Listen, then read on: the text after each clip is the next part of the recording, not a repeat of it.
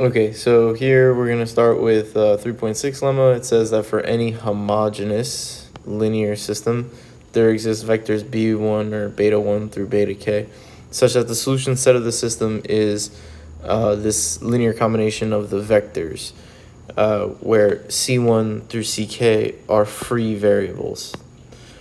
Okay, and obviously then that would mean k is the number of free variables in an echelon form version of the system. Now, the key to this before we even do anything is to know that if we write each leading variable, each non-free variable, each leading variable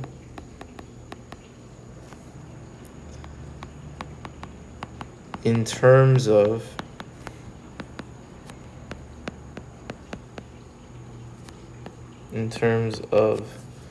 the free variables,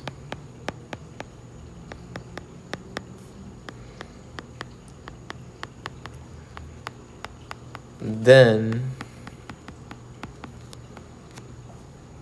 the solution set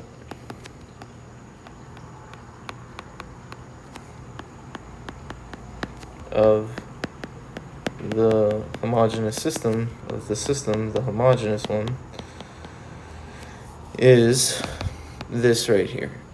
Okay, so all we really need to do then is we need to show that I can write, right? I need to show this, that we can write, right? So if we can write each leading variable, right, in terms of the free variables, then I'll have the result. Now, we just need to convince ourselves of this, and it's not hard to convince ourselves. Let's imagine, right, that I have some system in echelon form, right?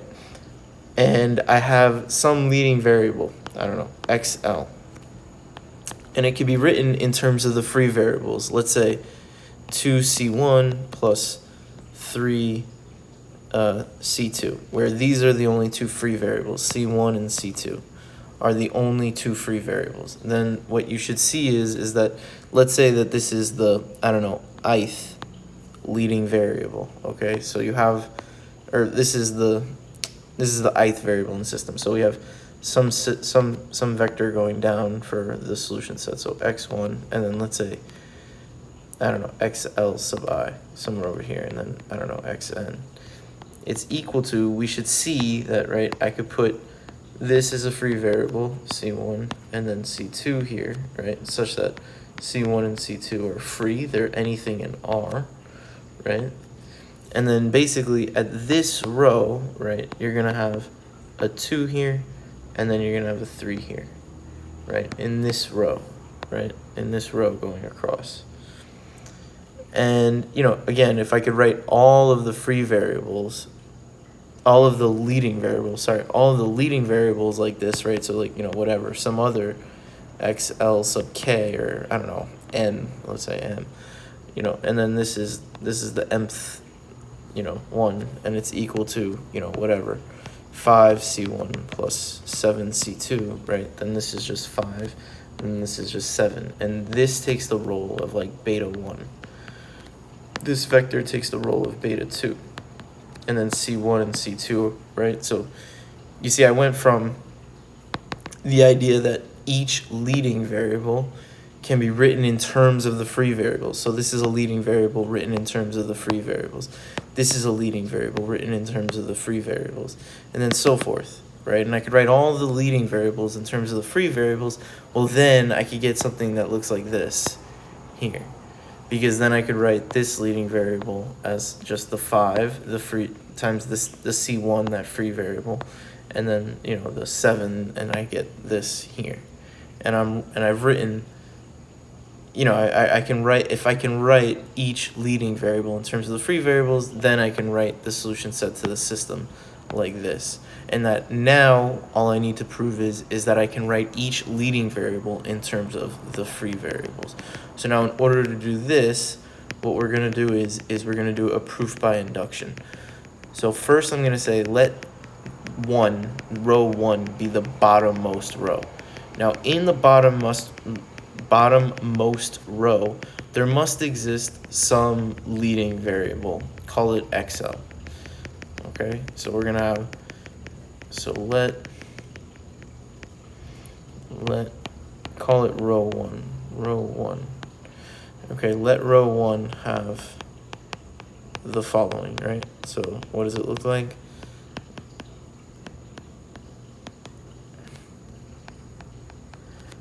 XA, whatever, 1, XL plus A2, XL minus 1, right? Because I'm going to go down for this here. This is going to be a free variable anyway, because it's the bottommost row. But that's not normally the case, but it's okay. So now you go down, and then you go to some an x sub n equals 0. Now, can I write the leading variable in row 1 in terms of the free variables? So the free variables here are all these. So yeah, because you could just move everything over, right? Negative a2 x l minus 1 minus dot dot dot minus a n x sub n over a1, right? And now I've written the first leading variable, or the row, the bottommost row. I've written the leading variable in terms of the free variables, where these are the free variables, more or less. Okay, these are the free variables. They have to be free variables. Now I need to, that's the base step, base case. Now I need to prove the inductive step. So the inductive step is going to be like this. So you're going to take, okay, you're going to say, okay, suppose, right, for the inductive hypothesis, suppose that all rows up to the kth row have the leading variable expressed in terms of the free variables.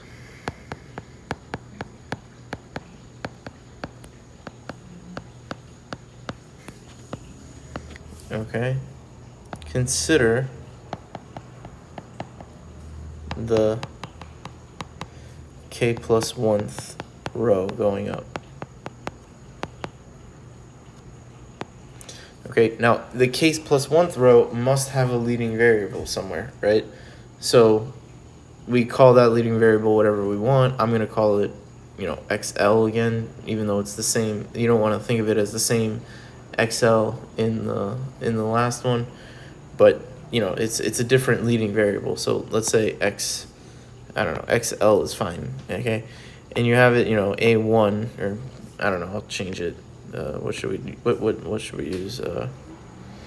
Not C, right? But I don't know. Maybe not B either. I don't know. A1 is fine. So you have some, you know, leading variable here, and then you have some other variable, but it could be free. Okay? So now, right, this here, right, this variable could be free, but it also could be a leading variable. But you know that it's a leading variable to a row beneath it, so you know that that leading variable can be expressed in terms of the free variables. So this variable, you don't know. It could be free or it could be leading, but if it's free, that's fine. Why is that fine? Because then what happens is that you go down, x sub n equals 0. And then you say, okay, well, move everything, or first, you should say first, rewrite or substitute, right? Rewrite or substitute, whatever. Rewrite each leading variable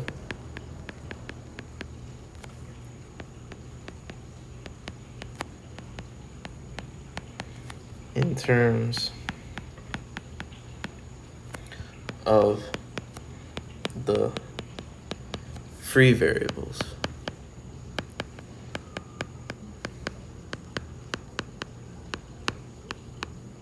Okay. Now, what that does is if you rewrite each leading variable in this equation, right, in terms of the free variables, then you can do this for all of them potentially except for this XL, the leading variable in the k plus 1th row. Now, each one of these will now be expressed in terms of the free variables. Right? So then you move everything over and then divide, and you get XL is equal to sum, right? Because now this is expressed in terms of the free variables. This one's expressed in terms, and so forth going down. So you minus everything over again, and then divide by A1, and then indeed you have XL is now written in terms of the free variables. And you did the inductive step now. And once you did the inductive step, you know all free variables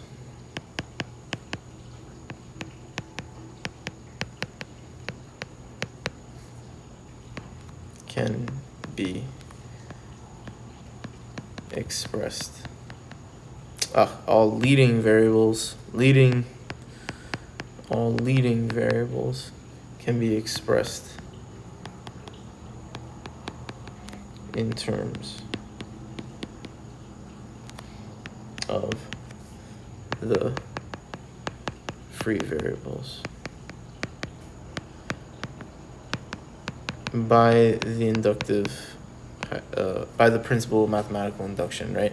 So now you have from here, right? You should say by principle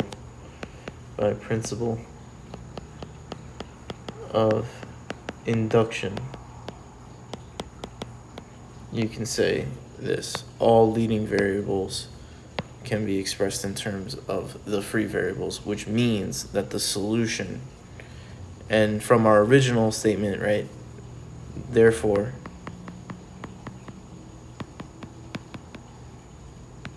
the solution set can be written